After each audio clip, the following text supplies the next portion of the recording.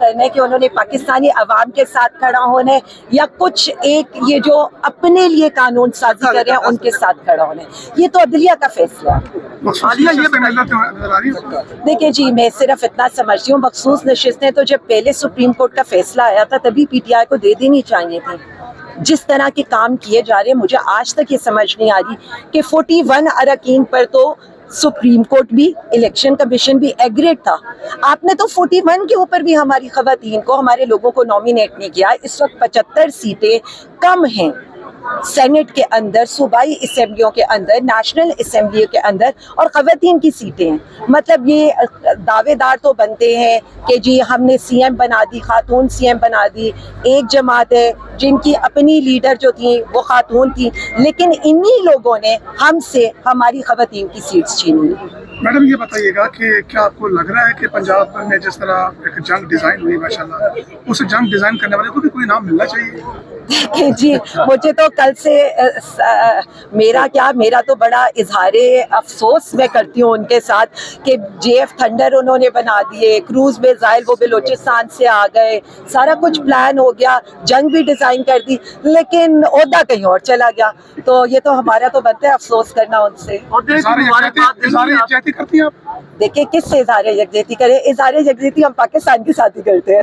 کی مبارکباد دیں گی آپ؟ دیکھیں میں صرف اتنا سمجھتی ہوں کہ اس کیس کے اندر اظہار افسوس زیادہ کرنا چاہیے۔ پتہ نہیں اندر والے نے تو یہ فیصلہ کیا ہے کہ اب میں لندن جا کے رہوں گا یا قطر جاؤں گا یا بیلاروس جاؤں گا، کدھر جا کر وہ روئیں گے؟ کیونکہ میں واضح آپ کو فیلڈ مارشل کا جو عہدہ دیا گیا ہے وہ یہ پوچھ رہے ہیں کہ کیا آپ اس کو ویلکم کرتی ہیں؟ دیکھیں جی، ہمیں تو اس وقت ایک ہی میم نظر آ رہا ہے، ایون فیلڈ مارشل، ہمیں تو ایک ہی وہ نظر آ رہا ہے جن سے اس وقت میمز چل رہے ہیں۔ تو میں صرف اتنا کہتی ہوں، عزت جو ہوتی ہے نا انسان کی ہوتی ہے، اور جو کارکردگی دکھائی گئی ہے وہ قابل تحسین ہے۔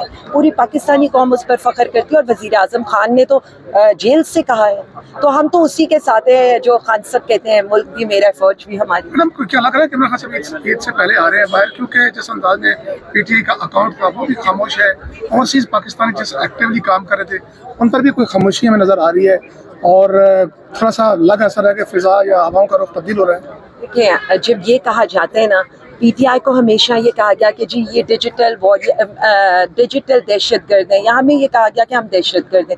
تو پی ٹی آئی بار بار میں آپ لوگوں کو بتاؤں، پی ٹی آئی پاکستانی کے ساتھ ہیں، ہم محب وطن پاکستانی ہیں۔ یہ جو آپ یہ کہہ رہے ہیں کہ جی خاموشی یا یہ، ملک کے اوپر جنگ مسلط تھی، آپ کا دشمن آپ کو للکار رہا ہے، ملک کی سرحدوں پر لڑائی چل رہی ہے، تو اس وقت ہمیں پاکستان کے ساتھ کھڑے ہو کر مودی کو للکارنے، انڈیا کو للکارنے۔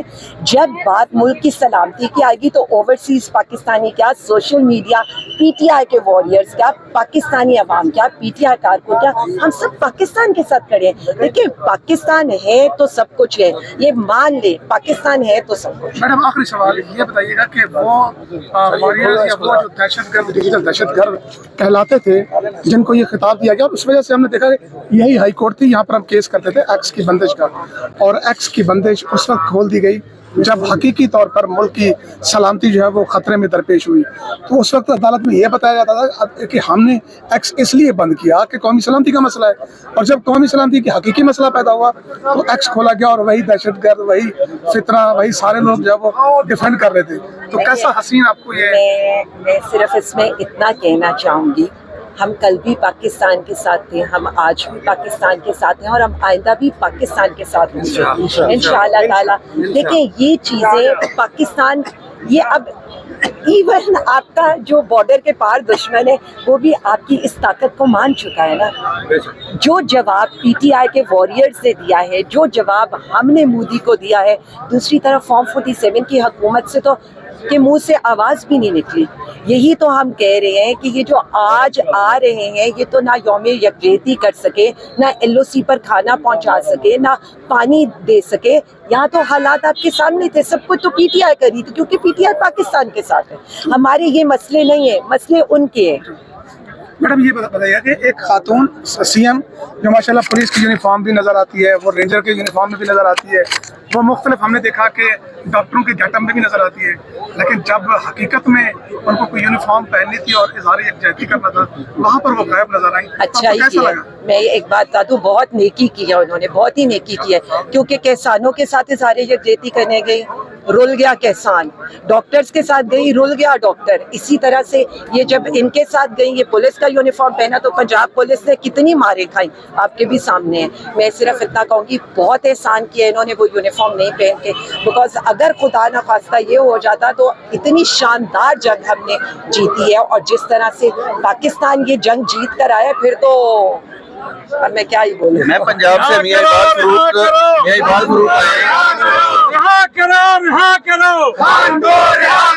तेरा यार मेरा यार, नंबर 804, कौन बचाएगा पाकिस्तान?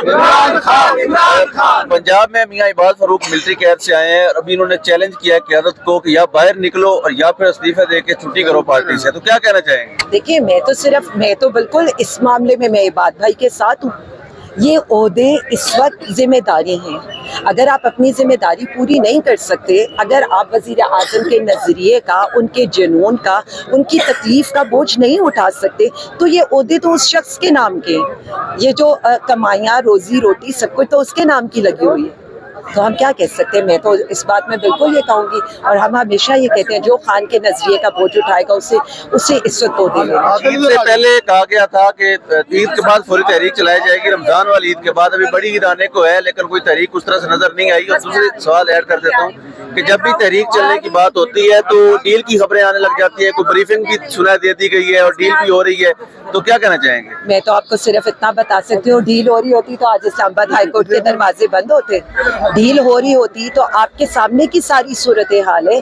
देखिए, डील हम तो कह ही नहीं रहे ना, और जैसे कल खान साहब ने कह दिया कि वो पाकिस्तान के लिए डील करेंगे, वो जब भी करेंगे पाकिस्तानी अवाम के लिए करेंगे, तो ये तो बात ही खत्म हो गई। तो तहरीक कब तक चलने का इम्कान है रिहाई के हवाले से? देखिए, तहरीक, इसको आप क्या कहेंगे?